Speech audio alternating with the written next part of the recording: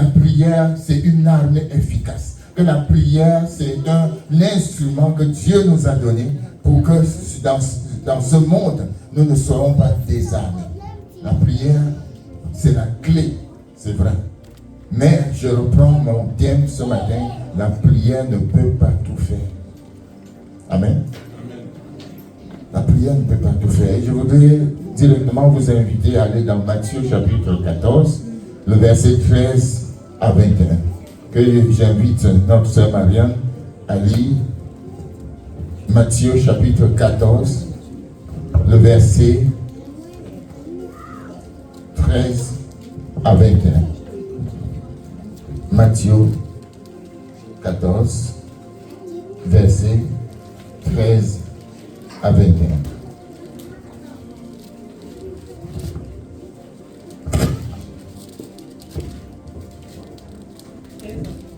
Oui. À cette nouvelle, Jésus partit de là dans une barque pour se retirer à l'écart dans un lieu désert. Et la foule, l'ayant su, sortit des villes et le suivit à pied. Quand il sortit de la barque, il vit une grande foule et fut ému de compassion pour elle, et il guérit les malades. Le soir étant venu, les disciples s'approchèrent de lui et dirent: ce lieu est désert et l'heure est déjà avancée. Renvoie la foule, afin qu'elle aille dans les villages pour s'acheter des vivres. Jésus leur répondit: ils n'ont pas besoin de s'en aller, donnez-leur vous-même à manger. Mais il lui dit: nous n'avons ici que 5 pains et 2 poissons. Et il dit: apportez-les-moi. Il fit asseoir la foule sur l'herbe, prit les 5 pains et les 2 poissons, et élevant les yeux vers le ciel, il rendit grâce. Puis il rompit les pains et les donna aux disciples qui les distribuèrent à la foule. Tous mangèrent et furent rassasiés, et l'on emporta 12 paniers pleins des morceaux qui restaient. Ceux qui avaient mangé étaient environ 5000 hommes, sans les femmes et les enfants. Amen. Amen. Alléluia. Merci pour la lecture. Bien-aimés, ce matin, nous voulons donc parler de l'importance de comprendre exactement ce que le Seigneur veut dire dans ce passage. Et moi, en le résumant, je dis bien, la prière ne peut pas tout faire. Alléluia.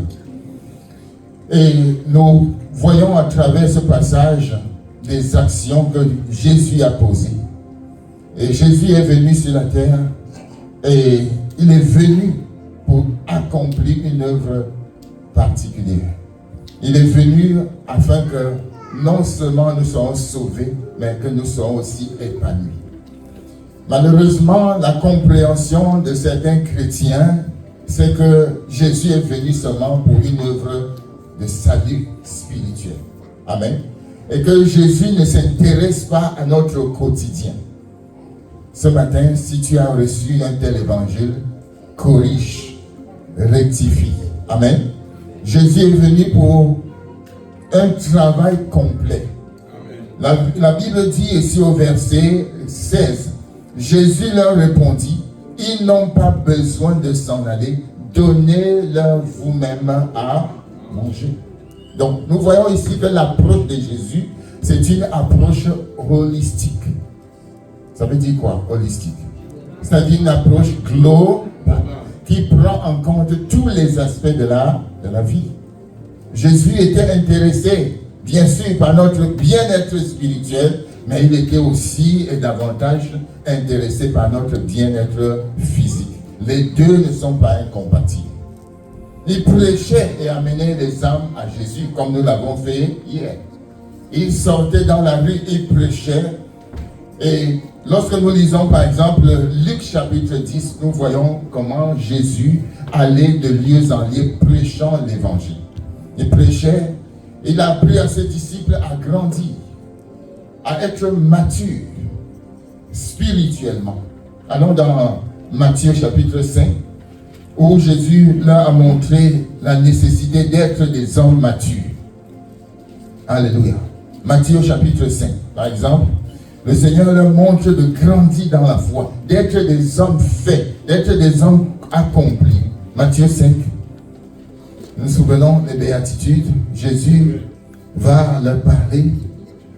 Il dit, voyant la foule, Jésus monta sur la montagne et après qu'il se fut assis, ses disciples s'approchèrent de lui. Puis ayant ouvert la bouche, il les enseigna et dit, Amen. Il commence alors les interpeller, à les appeler à la maturité, à être des hommes forts dans les épreuves, dans les difficultés, à changer de caractère. Heureux les pauvres en esprit, car le royaume des cieux est à eux. Amen. Car le royaume des cieux est à eux. Verset 4. Heureux les affligés, car ils seront consolés. Autrement dit, si vous pleurez, si vous êtes dans des pleurs à cause de certaines situations, vous serez consolés. Donc, tiens bon dans ces moments de pleurs. Tu seras consolé. Heureux les débonnaires, car ils hériteront le royaume ils hériteront la terre. Heureux les débonnaires, car ils hériteront la terre. Autrement dit, si nous vivons simplement, si nous vivons dans l'humilité, les débonnaires, ce sont les humbles. Amen. Nous allons hériter. Le Seigneur nous appelle ici à vivre humblement. Heureux ceux qui ont faim et soif de la justice, car ils seront rassasiés. Autrement dit, nous ne devons pas être indifférents à ce qui se passe autour de nous. Toutes sortes d'injustices doivent nous interpeller à une action. Amen. Est-ce que vous êtes avec moi? Amen. Verset 6. Heureux ceux qui ont faim et soif de la justice, car ils seront rassasiés. Et il continue. Heureux les miséricordieux. Ça, c'est un état d'esprit d'une personne mature qui exerce la maturité. Heureux les miséricordieux, car ils obtiendront miséricorde. Ça, c'est l'appel à être mûr, à la maturité. Heureux ceux qui ont le cœur pur, car ils verront Dieu. Heureux ceux qui procurent la paix. Voyez verset 8. Heureux ceux qui ont le cœur pur, car ils verront Dieu. Appel à ne pas se compromettre dans ce monde. Verset 9. Heureux ceux qui procurent la paix, car ils seront appelés fils de Dieu. Amen. Car ils seront appelés fils de Dieu. Toujours un appel à être des hommes accomplis. Enfin, heureux ceux qui sont persécutés pour la justice, car le royaume des cieux est à eux. Amen. Le Seigneur ici a appris à ses disciples toutes ces choses, a grandi dans la foi. Il avait la compassion pour les malades. Jésus avait la compassion pour les malades. Et il les a guéris. Il les a guéris. Quand nous allons dans Matthieu chapitre 8, verset 16 notamment, Matthieu 8, verset 16. Le Seigneur dit ici, le soir, on amena auprès de Jésus plusieurs démoniaques. Il chassa les esprits par sa parole et il guérit tous les malades. Jésus a posé des actions concrètes. Il a posé des actions concrètes. Donc il les a guéris. Jésus faisait tout cela. Et le passage que nous venons de lire nous montre que le Seigneur était un prédicateur pratico-pratique. Amen. Matthieu chapitre 14, il dit, Matthieu 14, nous montre que Jésus a nourri les affamés qui sont venus l'écouter. Matthieu chapitre 14. Allons encore dedans, verset 13. Seigneur, à cette nouvelle, Jésus partit de là dans une barque pour se retirer à l'écart dans un lieu désert. Et la foule l'ayant su sorti, la foule l'ayant su sorti de la barque, sorti des villes et le suivit à pied. Amen.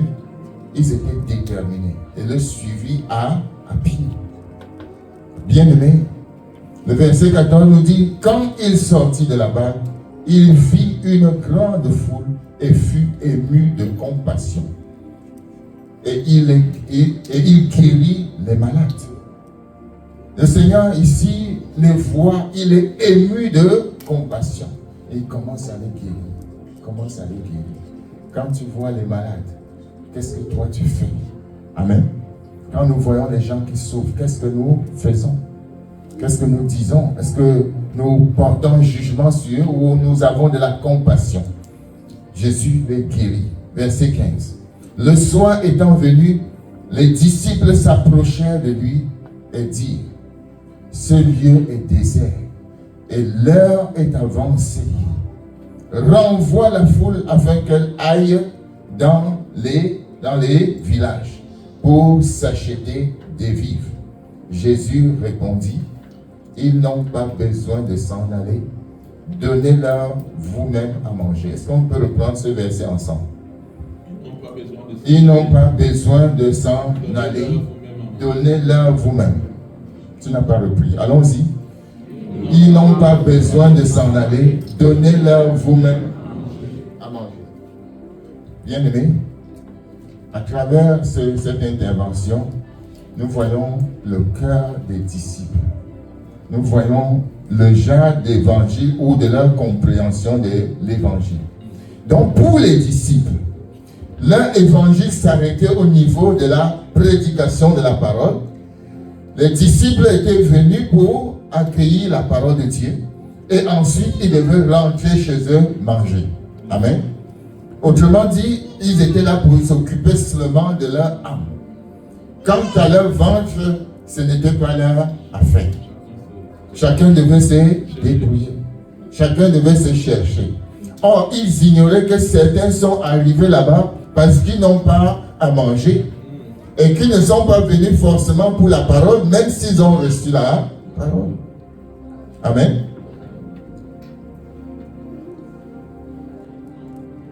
Alléluia.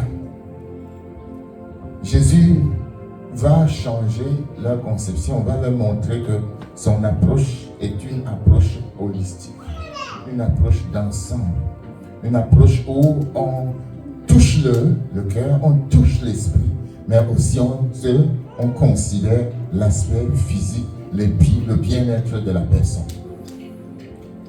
Et aujourd'hui, cela n'a pas changé. L'interpellation du Seigneur pour chacun de nous est le même. Occupons-nous de l'aspect spirituel, mais occupons-nous aussi de l'aspect physique des personnes. Amen. En fait, je vais dire à quelqu'un ce matin que tu ne dois pas développer seulement ta vie pour toi-même. En tant que chrétien, tu es appelé à t'intéresser aux autres sur le plan physique, sur le plan matériel, sur le plan de ses besoins personnels. Amen. Et si tu n'es pas arrivé à ce niveau-là, tu as une approche parcellaire et même partielle de l'évangile. Mais Jésus nous interpelle ici à avoir une approche globale. Nous nous intéresserons à une personne sur tous les plans. Bien aimé, ça n'a pas changé. Dans notre texte, Matthieu expose clairement l'attitude des disciples face aux besoins physiques du peuple. Les disciples ont clairement et à l'unanimité dit « Renvoie la foule. Renvoie la foule. » C'est ce que certains diront aujourd'hui. Nous, on n'est pas ici un centre de distribution de nourriture. Rentre chez toi et mange. Amen. On n'est pas celui qui va payer ton loyer. On n'est pas celui qui va payer ton électricité. On n'est pas celui qui va payer l'assurance de ta voiture. Bien aimé, c'est une fausse conception. Je ne dis pas qu'on se transforme en une banque qui va pourvoir aux besoins de tous. Mais nous devons user de discernement pour nous intéresser aux besoins des gens qui sont autour de nous. Amen. Est-ce que nous sommes ensemble? Est-ce que nous sommes ensemble? Est-ce que le message passe? Autrement dit, je dois, en tant que membre d'une famille chrétienne, m'intéresser aux gens qui sont à côté de nous. Bien aimé, savez-vous que dans les chants de louange et d'adoration que une église ou un peuple peut monter régulièrement au Seigneur, peut se trouver une personne qui est littéralement au bord de la mort? Est-ce que vous savez ça? Que pendant que vous louez le Seigneur et célébrez Dieu à grande pompe, il y a quelqu'un qui souffre dans son âme parce qu'il n'y a personne pour l'écouter, pour le comprendre, pour l'assister et pour venir en aide, ce ne reste qu'avec une petite contribution. Est-ce que vous savez ça? Amen. Souvent, nous trompons. Nous croyons que tout le monde va bien comme nous. Mais ce n'est pas forcément le cas. C'est pourquoi nous devons nous intéresser aux moindres soucis des gens, des autres. C'est ça l'approche holistique, l'approche globale du Seigneur. Donc ne disons pas qu'ils doivent se débrouiller. À un moment ou à un autre, des personnes autour de nous peuvent se trouver piégées. Amen. Soit par leur propre erreur, soit par l'erreur des circonstances. Mais que ce soit par leur propre erreur ou par les circonstances, notre devoir, c'est de les faire sortir de l'eau. Amen. Notre ministère n'est pas un ministère de critique et de condamnation, mais un ministère de miséricorde et de réconciliation. Jésus nous a donné un ministère de réconciliation. Quel qu'en soit là où quelqu'un est allé se plonger, bien aimé, je vous assure, notre ministère, c'est d'aller le chercher et de le retirer. Amen. Car le Seigneur a clairement dit qu'il est venu non pour les justes, mais pour les perdus. Amen. Pour les perdus. Et il peut y avoir des gens vraiment perdus, même au sein de l'Église. Perdus financièrement, où ils ne savent plus comment se retrouver. Amen. Et notre but n'est pas de le critiquer. Perdu sur le plan personnel, perdu même dans son emploi. Peut-être que dans son emploi, il est combattu, critiqué, rejeté, et il souffre seul. C'est à nous d'aller l'assister en tant qu'Église et de lui porter le secours dont il a besoin. Mais le Seigneur, lui, a l'interpellation des disciples, va dire non, vous ne pouvez pas les renvoyer ainsi. Le Seigneur va dire non, il faut prendre vous-même soin d'eux. Jésus répondit, ils n'ont pas besoin de s'en aller. Donnez-leur vous-même à manger. Amen. Donnez-leur vous-même à se revêtir. Alléluia. Donnez-leur vous-même de quoi se revêtir. Donnez-leur vous-même le travail. Alléluia. Est-ce que vous savez que vous pouvez donner le travail à quelqu'un? Amen. Il y a des gens ici qui peuvent donner le travail à quelqu'un. J'en connais qui ont même déjà donné le travail à quelqu'un. Par ton apport, par en prenant le CV de quelqu'un et en le déposant quelque part, avec prière. Dieu peut opérer des miracles. Amen. Et tu viens là de sauver une personne, économiquement, de le faire entrer dans une saison différente. Quand tu entends qu'on a annoncé un poste quelque part, une position quelque part, tu ne le retiens pas, tu informes les autres dans les différents groupes, etc., en écrivant inbox aux gens, en affichant même sur ton statut, puisqu'il y a plusieurs moyens maintenant de communiquer. Ça peut permettre à quelqu'un de se retrouver. Amen. Donc, autrement dit, le Seigneur nous appelle ici à sortir un peu simplement de nous-mêmes. C'est-à-dire que moi, je suis satisfait. Non, celui qui est à côté, il a besoin de ton aide. Amen. Il a besoin de ton secours. Amen. Quelqu'un ici peut-être est en train de chercher un stage depuis des années. Il ne trouve pas. Mais il y a un autre ici, par un simple contact ou un coup de fil, il peut trouver un stage. Amen. C'est vrai. Donc, cet évangile qui nous fait vivre au ciel déjà est parcellaire. Amen. Nous allons vivre au ciel, mais nous sommes encore sur la terre. Allez dire que le pasteur Ernest a dit cela. Amen.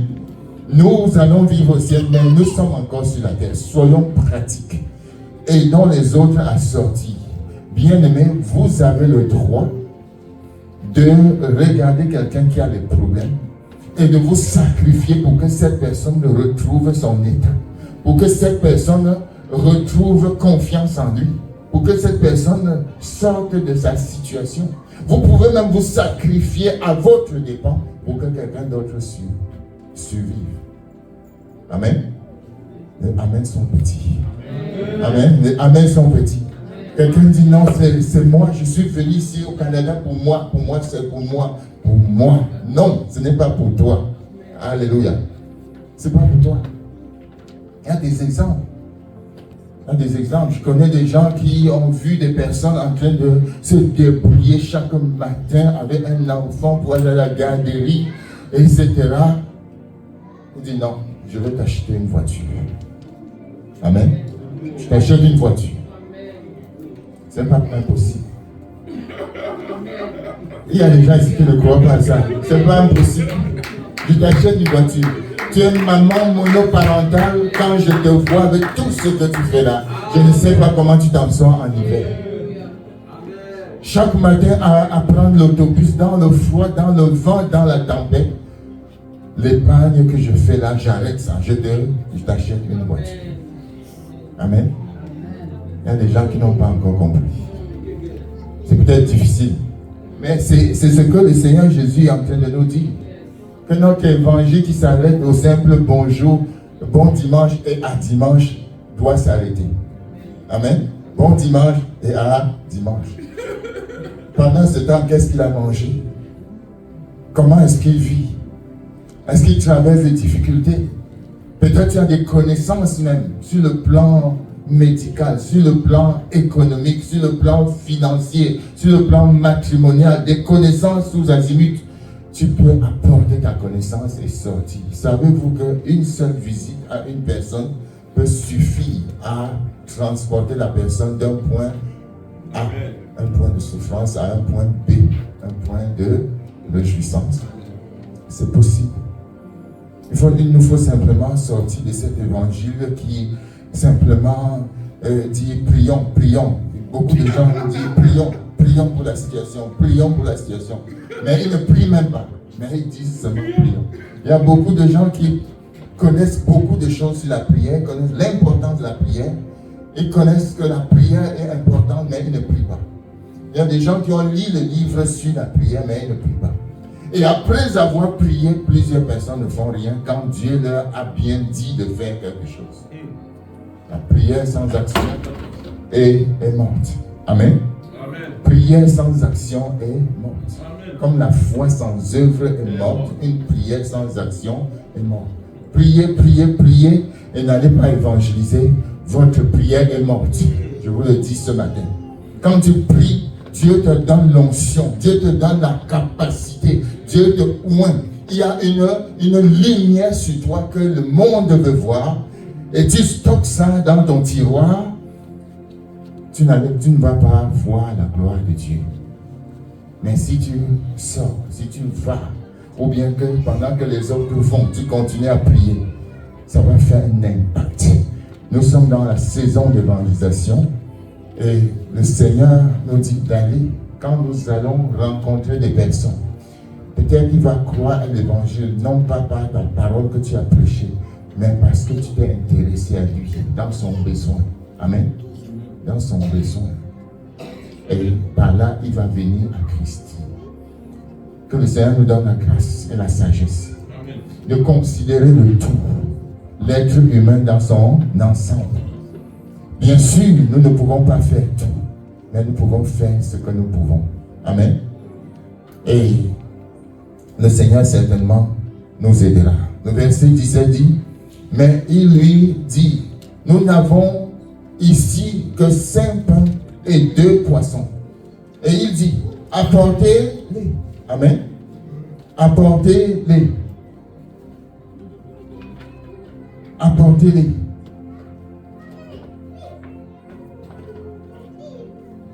Merci.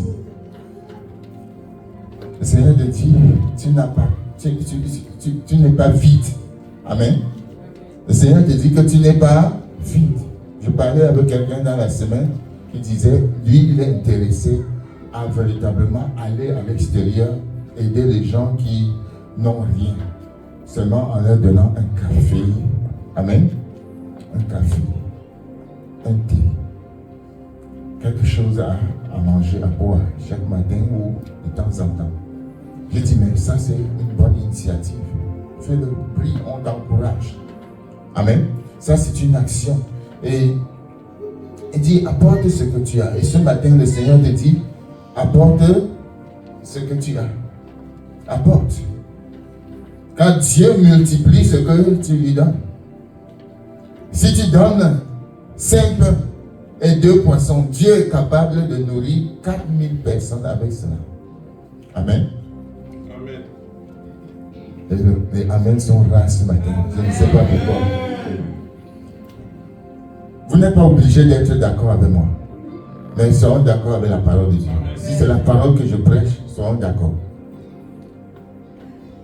Mais ne sors pas seulement en pensant que je suis en train de dire de ne plus prier. Ce n'est pas ce que je suis en train de dire. Amen. D'ailleurs, tout à l'heure, on va donner les annonces de la prière de la semaine. Nous prions chaque jour, mais nous devons agir.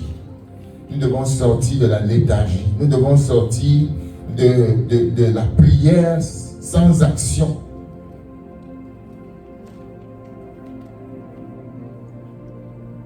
Il dit ici, il fit asseoir la foule sur l'herbe, prit les 5 pains et les 2 poissons, et levant les yeux vers le ciel, il rendit grâce, puis il rompit les pains et les donna aux disciples qui les distribuèrent à la foule. Amen. Juste 5 pains. Juste ce que tu as apporté. Amen. Et si chacun d'entre nous apporte ce qu'il a, ensemble, ça fera beaucoup. Si chacun apporte ce qu'il a, ensemble, ça fera beaucoup. Et nous pourrons faire des grandes choses avec cela.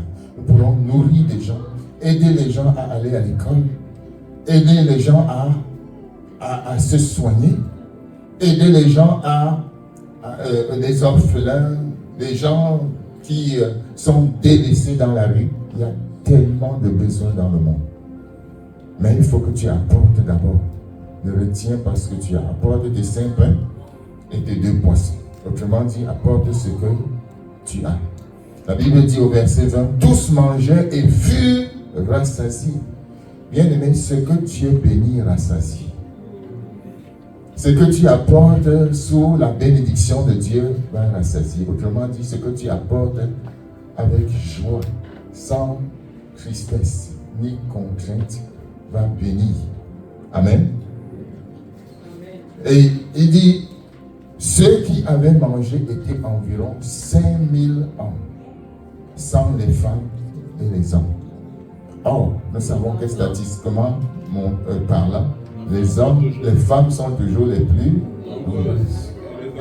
Avec les enfants encore, non. Donc le Seigneur n'a pas simplement nourri 5000, on peut dire même 10 000 ou 15 000. Alléluia. Avec 5 pains et 2 poissons. Avec le peu que tu as et que tu donnes.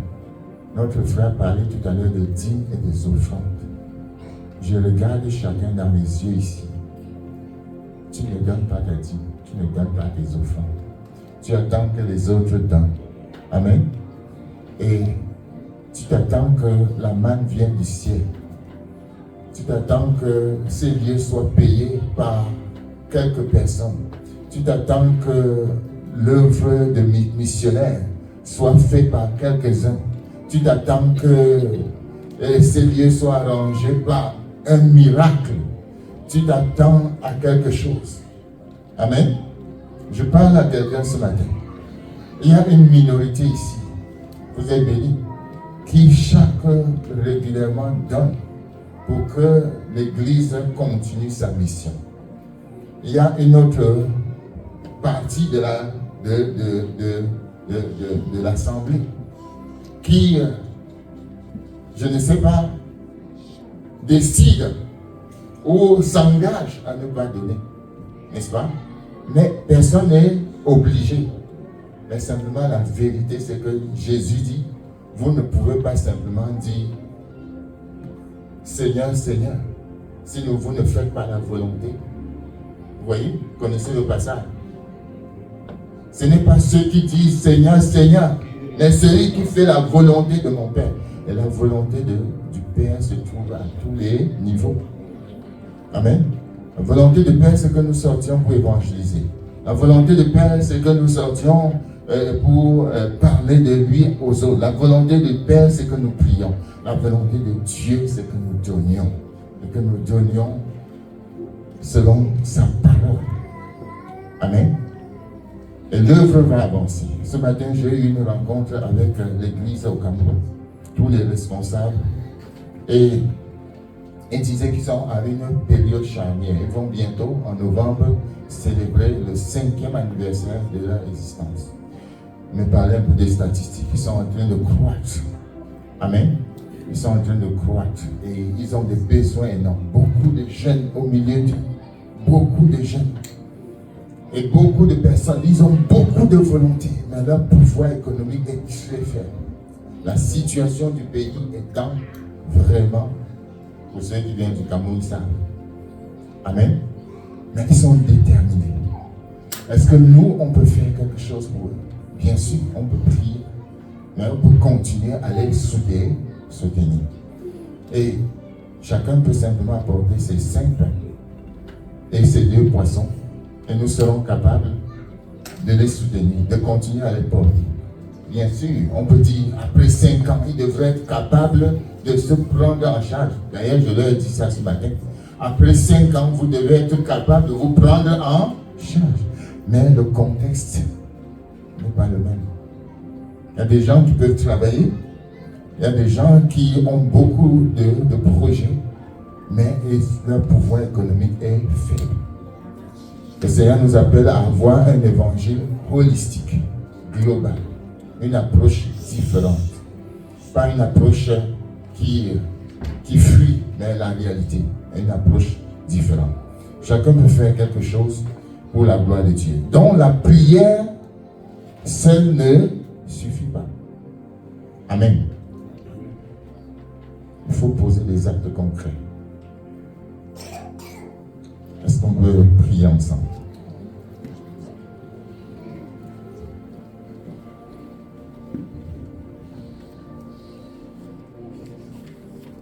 Alors que tu réfléchis à ton engagement chrétien, j'aimerais que tu prennes un engagement avec Dieu et que tu fasses rapidement un petit bilan de ta marche avec Dieu et que tu te dises, est-ce que je peux être une bénédiction pour plusieurs? Est-ce que je peux être celui-là par qui le miracle va venir? Ce garçon n'a pas caché ce qu'il avait. N'a pas caché. Nous avons ici, dans d'autres chapitres, dans d'autres livres, dit un jeune homme de 5 pains et 2 poissons. Et il les a apportés au Seigneur. Toi aussi, tu as quelque chose que tu peux apporter. Amen. Nous sommes en prière.